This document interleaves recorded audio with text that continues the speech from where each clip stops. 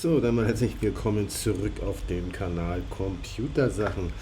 Nach etwas längerer Verzögerung kommt jetzt endlich das Video meinen über die CLI Command Line Interface. Ja, das Ding, das man Terminal nennt oder bei Windows Eingabeaufforderung heißt. Oh mein Gott, sowas benutzt doch kein Mensch mehr. Das ist ja so alt. Hey Leute, der Film Matrix fängt genau damit an. Klopf, klopf. Nero, hallo Nero, steht auf dem Bildschirm. Könnt ihr euch erinnern? Das ist auch eine Eingabeaufforderung. Ein Terminal oder eine CLI Command Line Interface. Also Fazit, bei Matrix war das auch drin und deshalb ist das cool. Es ist nicht schwierig und man kann viel damit machen, auch anstellen. Gut, das ist eine andere Sache, das könnt ihr euch dann selber ausmalen. Generell gilt, du musst nicht alles wissen, es reicht der Bereich, den wir für unsere Sache brauchen. In diesem Fall wollen wir mehrere Batch-Dateien anlegen. Ne, beschränken wir uns mal auf eine. Ne, wir werden sehen, eine oder mehrere Batch-Dateien. Es wird unter Windows heißen die .bat, also Batch-Datei. Shell-Script .sh wäre es dann bei Mac oder Linux. Damit wollen wir bei Miner starten und der Inhalt dieser Dateien Mac oder Windows oder Linux, Windows ist eigentlich identisch. Um euch den Einstieg zu erleichtern, verwenden wir in diesem Projekt einen entsprechenden Konfigurator, um die Miner-Parameter zu erstellen. Das ist ja noch ein bisschen Neuland und damit ihr einfach mal seht, wie man sich das erstellen kann und auch die Schreibfehler gerade bei den Wallet-Adressen einfach mal ein bisschen ausblenden kann, dass man auch wirklich sicher ist, dass man am Monatsende sein Geld kriegt, da eben auch Fehler vermeiden kann und sich das einfach ein bisschen einfacher gestalten kann. Und deshalb gehen wir da über einen Konfigurator. Dann werden wir uns das Ganze noch ein bisschen genauer anschauen, die Parameter und das ganze Zeug, so dass du auch generell ändern kannst, welchen Coin das du meinen möchtest, welchen Pool das du verwenden möchtest, ändern der Walletadresse und so weiter. Okay, dann mal ran an den Speck. Wenn wir meinen mit CLI, gehen wir mal davon aus, dass wir keine Anwendersoftware haben. Wenn ihr Anwendersoftware bereits runtergeladen habt und meint, zum Beispiel TwoMiners, was haben wir noch, NiceHash, Unminable, dann könnt ihr die Miner verwenden, die in diesen Apps bereits hinterlegt sind, dann braucht ihr sie nicht runterladen.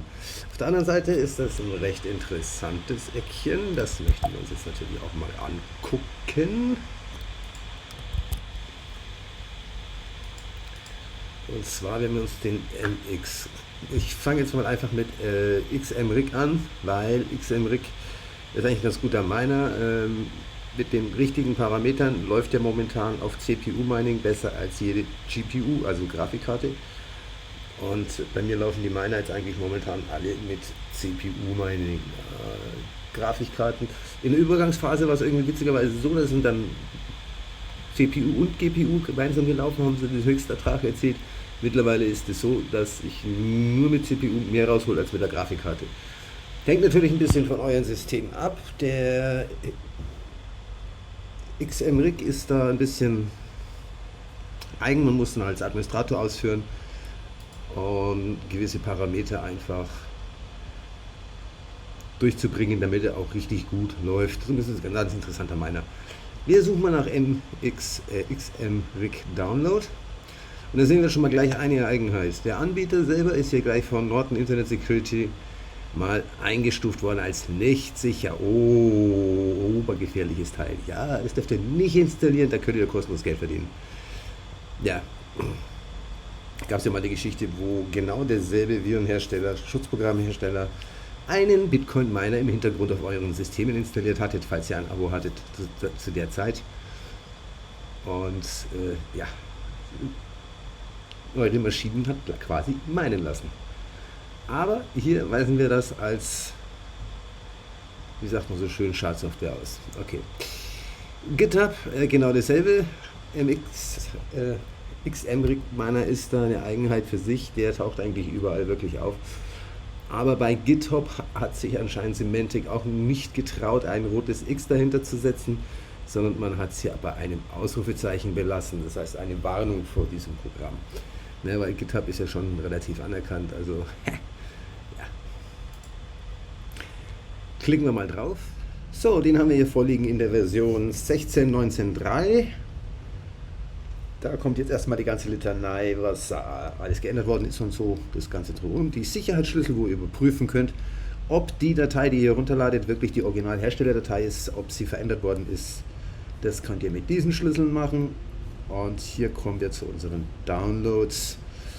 Da gibt es also wirklich alles: Bionic, Focal, FreeBSD, Windows, Linux, macOS, gibt alles, was das Herz begehrt. Wir interessieren uns aber für die GCC Win64 ZIP, das ist der Windows Miner, den möchten wir haben. So, dann ist natürlich wieder wichtig, dass wir unter Downloads das Verzeichnis No Virus Scan nehmen. Das habe ich in einem Video vorher schon erklärt, wie ihr das einrichtet und im Microsoft Defender freigebt, dass es da nicht überprüft wird, weil da kommt es immer wieder zu Gehackel. Gerade wenn man meint, einfach ein Verzeichnis anlegen, wo man diese Miner-Sachen eben reinlädt und das von der Virenüberprüfung ausschließen. Das werde ich euch dann oben nochmal verlinken, das Video. Genau. So, wir sagen speichern. Dann kommt hier erstmal wieder die Fehlermeldung. Oh, gefährlich, gefährlich, gefährlich. Wir sagen behalten. Wir möchten das Ding einfach behalten, ist klar. Dann brauchen wir unseren Explorer. So, das Verzeichnis No Virus Scan. Hier ist unser XMRig, die ZIP-Datei, die wir geladen haben. Alle extrahieren.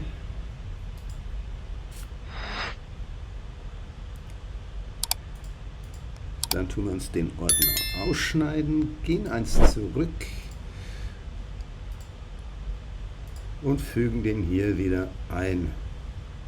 So, dann brauchen wir nämlich dieses Verzeichnis nicht mehr, das ist jetzt leer. Falls ihr es nicht glaubt, wir haben den Inhalt ausgeschnitten. Und die Originaldatei, wir halten wir einfach. Nein, möchte ich nicht. Das löschen wir. Und ich speichere meiner Name, Underline und die Versionsnummer. Ich tue mich da leichter, wenn ich in den Skriptdateien was ändern möchte. Nachdem wir jetzt allerdings nur eine Skriptdatei erstellen, aber das Prinzip wird schon klar. Wenn ich dann anderen Miner verwenden will, kann ich dann einfach den Minernamen austauschen. Beziehungsweise die Versionsnummer, wenn jetzt eine 19.4 kommt, dann ändere ich einfach bloß die 3 auf die 4 ab und hätte den neuen Miner. Gut. Darin ist unser XMRig. Ich werde es mir nie merken. Da machen wir jetzt noch eine Kleinigkeit. XMRig wird immer als Administrator ausgeführt, damit er bestimmte Sachen machen kann. Das hat er hier auch schon drin. Diesen Haken müsst ihr reinsetzen, der dürfte bei euch normal nicht drin sein. Ich weiß jetzt nicht, warum bei mir drin war, ist aber okay, lassen wir so gelten. So, damit kommt dieses Abfragefenster, möchte Änderungen ins System ausführen, diese Administrator-Sicherheitswarnung, die könnt ihr dann hier ausschließen. Und da wir schreibfaul sind, klicken wir jetzt hier oben einmal in unsere Adressleiste rein und kopieren uns den Verzeichnisnamen. C-User Info, Downloads, No Virus Scan und der Miner mit der Versionsnummer des Verzeichnisses halt dazu. Das kopieren wir uns jetzt halt. So, damit machen wir das Fensterchen jetzt erstmal klein. Das brauchen wir erstmal nicht mehr. Das brauchen wir auch nicht mehr. Und gleich wieder zweimal offen. Okay. Den brauchen wir auch nicht. Dann machen wir uns eine neue Datei, ein Textdokument. Nennen wir jetzt ETH-XM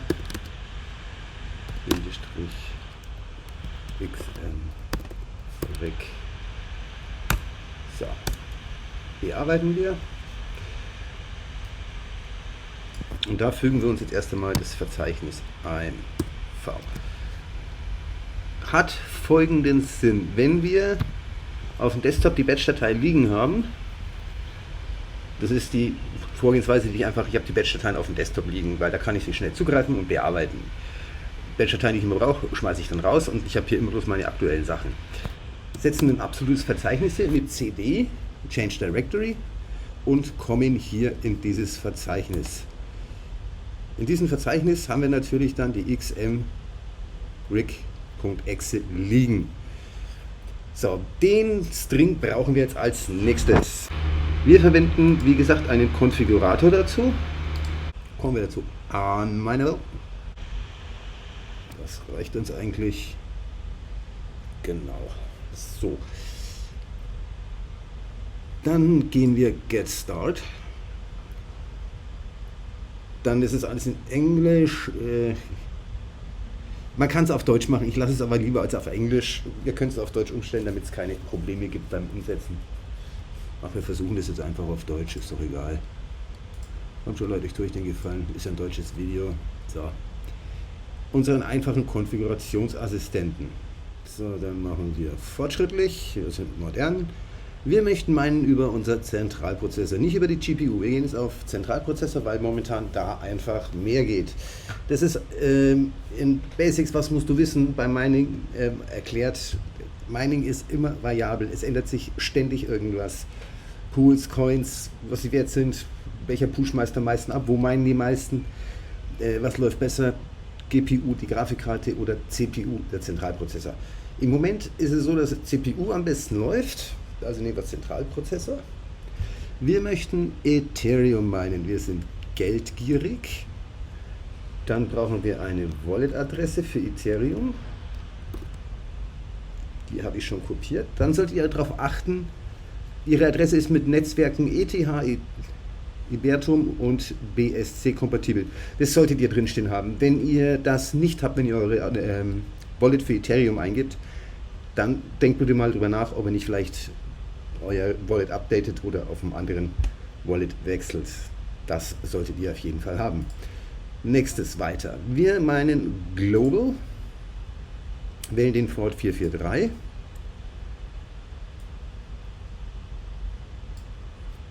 Das tun wir uns ein bisschen kürzer machen.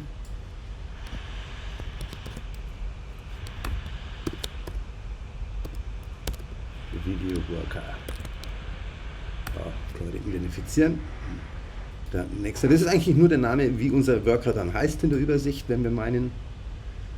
Dann einen Empfehlungscode, da könnt ihr gerne meinen benutzen, dann hätte ich davon auch ein bisschen was. Ihr würdet mich damit ein bisschen unterstützen. Den findet ihr auch in der Videobeschreibung und natürlich im Artikel auf meiner Homepage zu diesem Projekt, der auch in der Beschreibung verlinkt ist. Auch nochmal 68 GT, habe ich jetzt auch den richtigen, nicht dass ich da den falschen habe.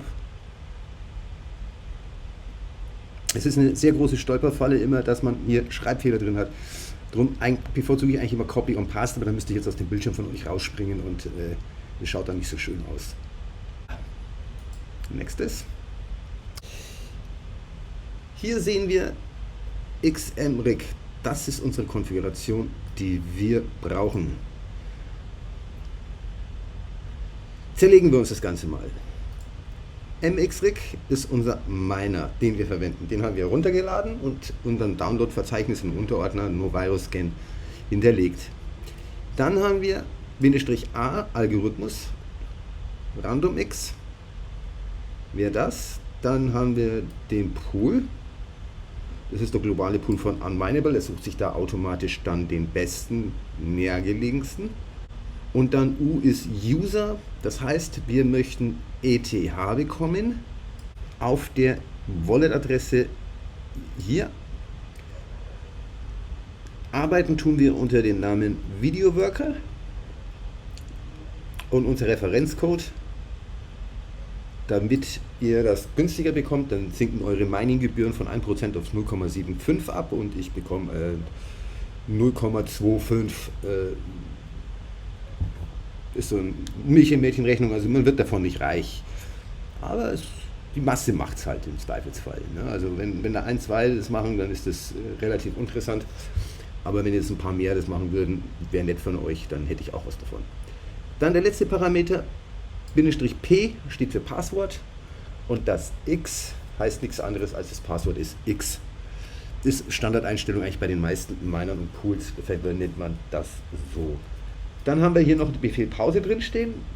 Das macht Folgendes, dass wenn wir den Miner mit Ctrl-C unterbrechen, dass nochmal gefragt wird, ob wir das wirklich wollen.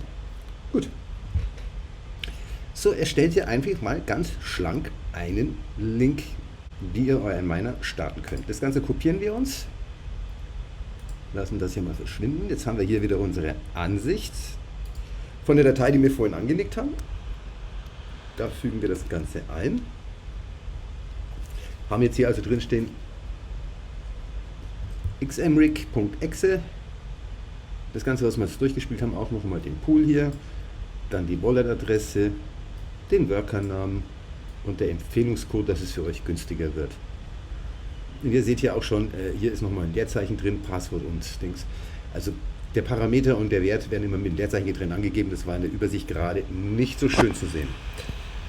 Jetzt gehen wir mal auf Linux und schauen uns die Konfiguration für Linux an. Unter Linux würden wir keine Batch-Datei erstellen. Wir haben jetzt auch bloß eine Textdatei erstellt. Die benennen wir dann aber nachher noch um in eine entsprechend ausführbare Datei. Textdateien können wir nicht ausführen. Der Inhalt der Linux-Datei wäre genauso. Ihr seht, das ist identisch. Kein Unterschied. Okay? Und für alle, die sich unsicher sind mit GitHub und so weiter, gibt es immer hier eine offizielle Dokumentation. Das finde ich bei Unmineable eigentlich immer wieder ganz klasse. Und laden Sie die Mining-Dateien herunter, da könnt ihr auch direkt zum Download gehen. Hier könnt ihr euch die Batch-Datei direkt runterladen, auch fertig. Müsstet dann aber im Zweifelsfall darauf achten, dass ihr den Change Directory-Befehl oben drin habt, dass entsprechendes Verzeichnis des Miners gewechselt wird. Gut, dann lassen wir das jetzt mal verschwinden. Das tun wir speichern. So, das hier mal auf Seite, den brauchen wir nicht. Wir haben jetzt hier unsere Datei, die die entsprechenden Werte und Aufrufparameter für unseren Miner mxrig beinhaltet. Diese Datei benennen wir um. Früher waren das sogenannte Batch-Dateien und man hat die einfach umbenannt in BAT. Okay? Batch. In dem modernen Windows, seit ich glaube Windows 95, verwendet man eigentlich gängigerweise hinten die Endung CMD für Command Line. Ne? Also ich mache es unter CMD, ihr könnt es auch unter Batch machen, unter BAT. Es ist relativ, könnt ihr euch aussuchen. Da, also wie gesagt, beißt die Maus kein Fädchen ab. Dann werdet ihr gewarnt, dass ihr die Datei umbenennt, dass sie unbrauchbar wird. Danke Windows, wissen wir. So, und dann verwenden wir unsere unbrauchbare Datei und starten unseren Miner durch diese Datei. So, als erstes mal wieder Sicherheitswarnung. Wir gehen hier auf mehr Infos und sagen trotzdem ausführen. Dann die Meldung hier. Möchten Sie zulassen, dass durch die App Änderungen an diesem Gerät vorgenommen werden? Ja, lassen wir auch zu. Und jetzt startet unser Miner. Was jetzt für uns eigentlich relativ interessant ist, darauf solltet ihr einfach mal achten. Ihr solltet hier die grüne Registrierung drin haben, dass euer Prozessor erkannt worden ist und läuft. Das erreicht ihr in der Regel, indem ihr unter Eigenschaften den Wert als Administrator ausführen setzt. Dann haben wir RX, das ist der RandomX, das ist der Pool. Wir verwenden 4 Treats. Der MacBook hat zwar 12, aber diese virtuelle Maschine, die ich jetzt hier gerade verwende, hat nur 4 zur Verfügung gestellt. Und das Maximum, was ich von den 12 Kernen, die der MacBook jetzt eigentlich hat, verwenden könnte, wären 6. Ich kann also maximal 6 Treats hier verwenden, da komme ich natürlich nochmal wesentlich höher. Ich verwende jetzt allerdings hier nur 4 Prozessoren zu meinen. Dann diese Hack-Pages, die bringen euch 20 bis 30% mehr Ertrag, wenn die aktiviert sind.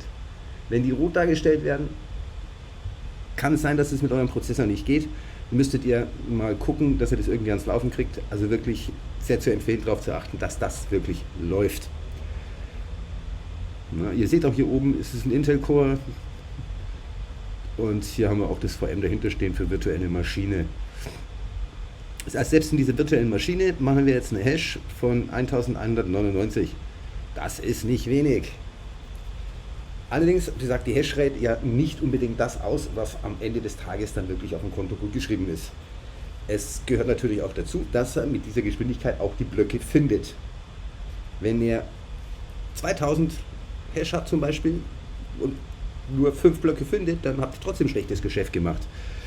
Also je höher der Wert ist, desto höher liegt auch in der Regel euer Ertrag. Also wie gesagt, mit 3 Maschinen schaffe ich es momentan auf ca. 2500 bis 3000 Hashes hochzukommen. Das war mal der Bereich. Und wir sehen jetzt hier, wir haben jetzt noch nichts gefunden hier. Also da steht jetzt noch nichts dabei. Jetzt warten wir mal ganz kurz, ob ihr noch was findet. Ich schneide euch da einfach mal raus, bis ihr was findet. So, jetzt sehen wir also Akzept. Wir haben 1 gefunden, 0 rejected. Und damit haben wir unseren ersten Treffer gemacht. Dafür gibt es Geld. So, ihr könnt das jetzt auch kontrollieren und nachgucken. Wie gesagt, es ist ein schönes Tool, wenn man am Anfang, wenn man noch ein bisschen unsicher ist, einfach einen Monitor hat, wo man nachgucken kann. Das hätten wir bei Unmineable, weil wir ja Unmineable verwenden. Zwar nicht die Software, wir meinen direkt über den Miner, verwenden aber den Unmineable Pool und sind damit also mit Unmineable auch dann verlinkt. Dann gehen wir mal hier ein bisschen runter. Hier sehen wir jetzt einfach, hier ist unser Video Worker mit 56 Hash die Sekunde. Das sagt uns natürlich wieder eins: eine virtuelle Maschine eignet sich nicht zum Minen. Zumindest wenn man damit wirklich Pulver verdienen will oder ein bisschen Geld machen möchte und sich einen kleinen Nebenverdienst oder ein bisschen extra Geld verschaffen möchte.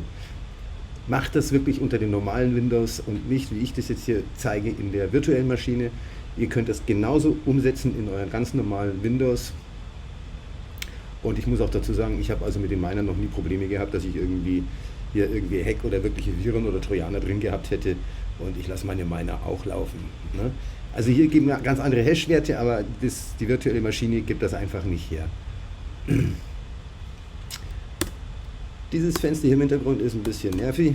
Das könnt ihr dann zuklicken. Und den Miner beendet ihr mit Ctrl und C. So. Damit hätten wir die ganze Sache natürlich jetzt erst einmal erledigt. Nein, möchte ich nicht. Rechte Maustaste bearbeiten. Angenommen, wir gehen jetzt her und sagen,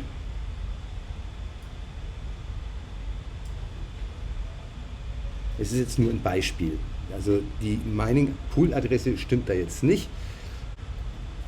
Wir sagen jetzt zum Beispiel, wir möchten einen anderen Pool minen. Dann könnte ich das jetzt hier abändern. Das ist jetzt nur ein Beispiel, also die Pool-Adresse stimmt jetzt nicht. Aber das ist das Beispiel jetzt einfach, ich würde hier einfach die Pool-Adresse abändern, das speichern und würde dann auf einem anderen Miner mailen. Genauso könnte ich jetzt einfach sagen, oh, ich möchte aber stattdessen lieber BTC, Bitcoin oder ADA, also Cardano. Dort könnte ich genauso reinschreiben. Müsste ich natürlich hier die Wallet-Adresse dann auch ändern. Ne? Also es hilft mir jetzt nichts, wenn ich hier vorne nur den Coin ändere, sondern ich muss hier hinten auch die Wallet-Adresse dazu ändern. Okay? Wir schreiben das noch mal kurz rein, damit es kein Verständnis gibt. Dodge.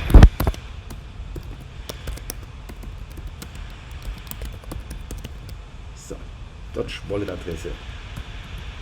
Die müsst ihr hier reintragen. Okay? In diesem Bereich. Wenn ihr jetzt ADA hier reinschreibt, dann müsst ihr natürlich eine Cardano Adresse hinterlegen. Okay, ist auch klar. Das war es jetzt eigentlich vom Prinzip mit, wie erstelle ich mir so eine Datei, wie meine ich ohne die Anwendersoftware. Prinzipiell kann man einfach sagen, je mehr Windows am Laufen hat, desto langsamer wird Windows einfach. Ich verwende auf den Maschinen, wo ich teilweise auch Windows verwende, generell Windows in der Grundinstallation, ohne irgendwelche Programme installiert zu haben. Ich schmeiße sogar noch alles raus. Druckerwarteschlangen werden abgeschaltet, Soundkarten werden deaktiviert. Alles runterfahren, so viel Kapazität wie möglich frei zu schaffen, damit die Miner richtig schön sauber laufen können. So kriegt ihr am meisten aus den Kisten raus. Es könnt jederzeit auch ein Dual-Boot zum Beispiel auf eurem Computer erstellen, dass ihr ein zweites Windows einfach installiert, nur zum Meinen. Oder ihr versucht euch gleich mit Linux, wäre natürlich auch eine Variante, zum Meinen eigentlich fast noch besser als Windows. Jetzt möchte ich aber eins zeigen, dass ihr das auch noch gesehen habt. Und zwar gehen wir jetzt hier nochmal rein. Der Werker läuft nicht mehr, das ist klar. Get Start. Mache ich das wieder deutsch.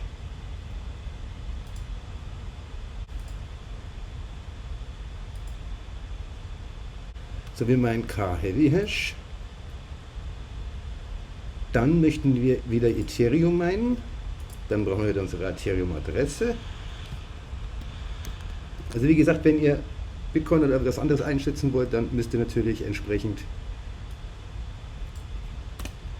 das abändern. Jetzt habe ich natürlich hier das ganze Zeug noch mit drin stehen von vorhin. Das muss ich jetzt mal schnell mal rauslöschen. Ist aber kein Thema. Also wenn ihr euch Bitcoin auszahlen lassen wollt, müsst ihr eine Bitcoin-Wallet verwenden. Wenn ihr euch ADA auszahlen lasst, eine Cardano Wallet. Ne? Das muss immer passen. Dann sagen wir wieder global. Recommend. Den Werkernamen tauschen wir wieder aus.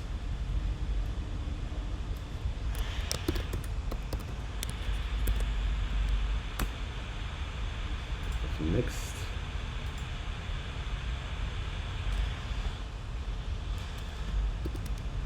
Ja.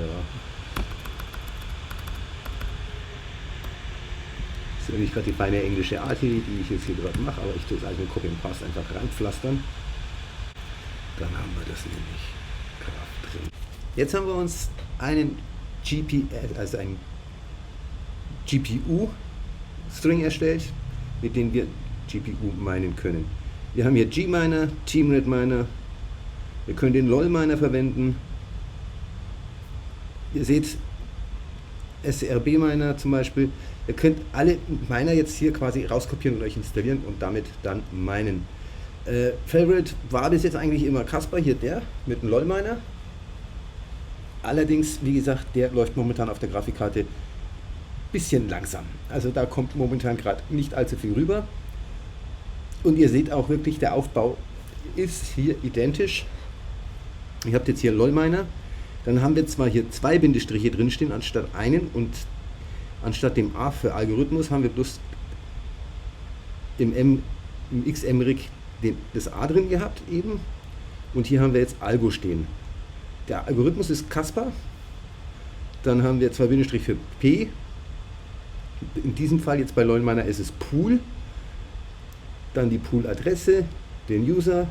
Da haben wir wieder die ETC, also den ETH-Coin, den wir wollen, mit der Wallet-Adresse, unseren Workernamen und unseren Referent-Code.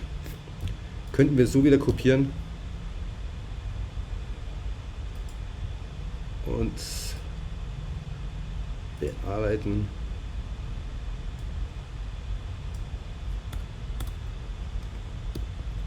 Hier einfügen. So. Wir setzen raus, dass wir natürlich noch den LOL Miner runterladen, den wir nicht drin haben. Das ist vom Prinzip eigentlich die ganze Geschichte, der ganze Zauber, wie verwende ich einen Miner ohne die Anwendersoftware. Ich hoffe, das Video euch hat gefallen und ihr könnt damit was anfangen. Würde mich natürlich sehr über einen Like freuen. Ein Kanalabo wäre riesig und kommentieren könnt ihr auch. Und wenn ihr die Glocke aktiviert, werdet ihr auch immer schön brav benachrichtigt, wenn es neue Videos gibt. Solltet ihr generell Fragen haben oder Probleme oder Konfigurationswünsche mit eurem PC, dieses Angebot richtet sich an Privat- und Geschäftskunden, könnt ihr euch gerne im Videolink an die KSC wenden. Remote-Dienstleister, Schadsoftware, Konfiguration, das System aufräumen, Virtualisierung, Docker. Einfach Kontakt aufnehmen. Der ganze Service kostet euch 25 € die Stunde und es gibt keine Vertragsbindung. Das Ganze läuft rein gegen Auftrag. In diesem Sinne, gehabt euch wohl und wir sehen uns und hören uns beim nächsten Video.